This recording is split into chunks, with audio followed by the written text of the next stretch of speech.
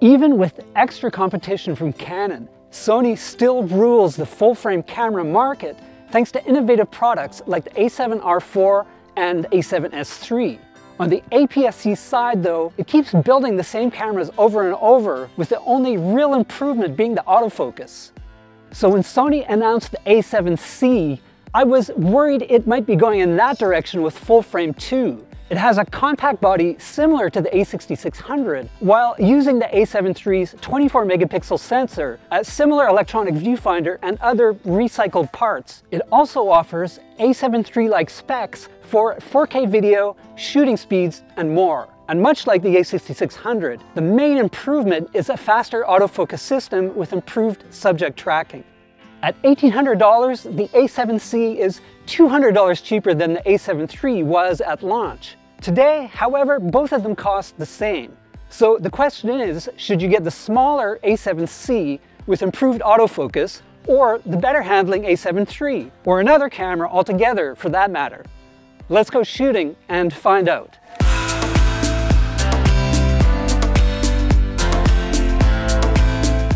Many folks wanted Sony to make an APS-C camera that looked like an A7, but instead we got the opposite. The A7C is only slightly larger than the crop sensor A6600 and is much smaller than any other A7 series camera. It's also the lightest full-frame camera you can get at 509 grams compared to 650 grams for the A7 III. That makes it easier to carry around and more discreet for tourist and street photography.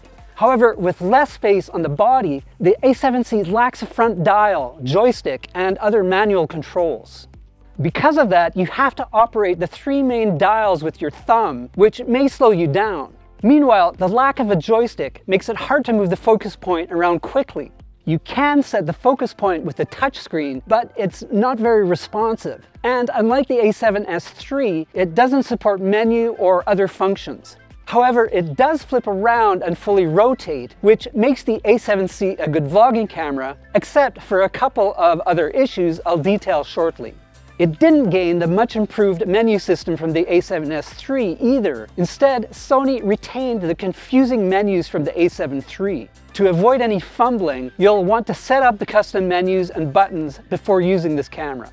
Another issue that will annoy hybrid shooters is the lack of separation between photo and video modes. On other new cameras like the Panasonic S5 and Sony's A7S III, switching will change all the appropriate settings. The A7C keeps everything the same, so you'll need to use a custom mode to get a full separation and switchover.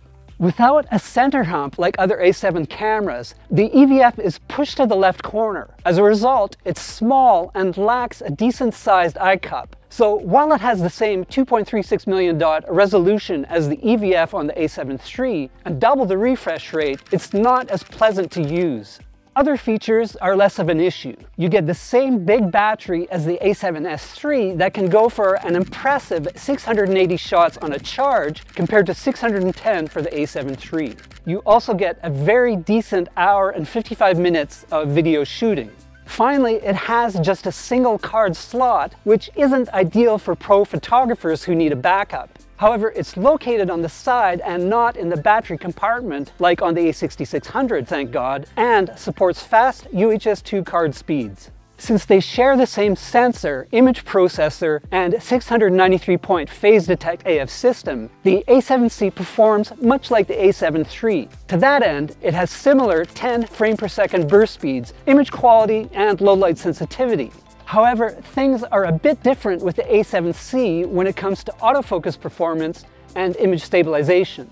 To start with, the A7C uses Sony's latest AF algorithms, so it has the same uncanny image tracking system found on the A7S III. The A7C can also sustain longer bursts than the A7 III, as it has a larger buffer that can hold up to 115 raw images for over 11 seconds of continuous snapping.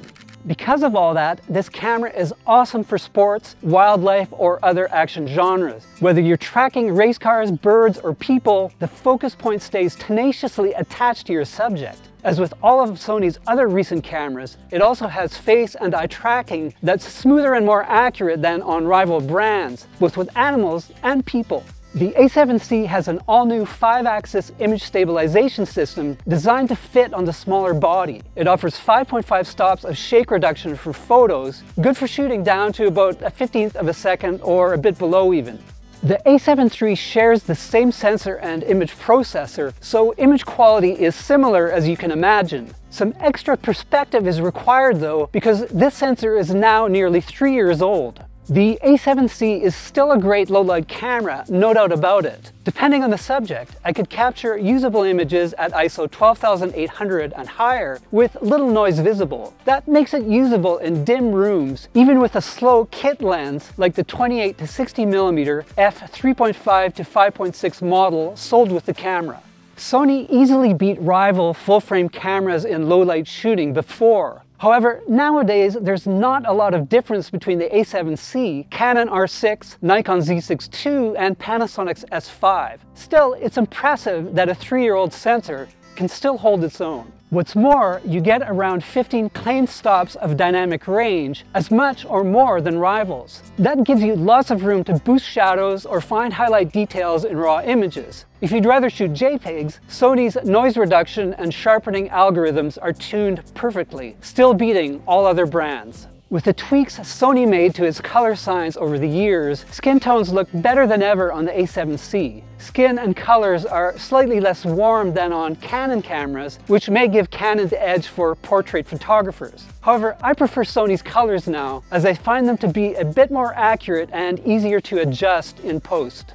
If you like the A7 III for video, then you'll like the A7C exactly as much. It has literally the same specs across the board, with 4K full-frame sharp downsampled video at up to 30 frames per second and 120 frames per second video at 1080p. It only captures 8-bit video at 420 internally and 422 via the HDMI port. That kind of sucks compared to other recent, albeit slightly more expensive, full-frame cameras like the Canon R6 and Panasonic S5, both of which have 10-bit 4K video at up to 60 frames per second. To be fair though, the A7C has slightly better dynamic range, and you get all of Sony's S-Log shooting modes to max that out.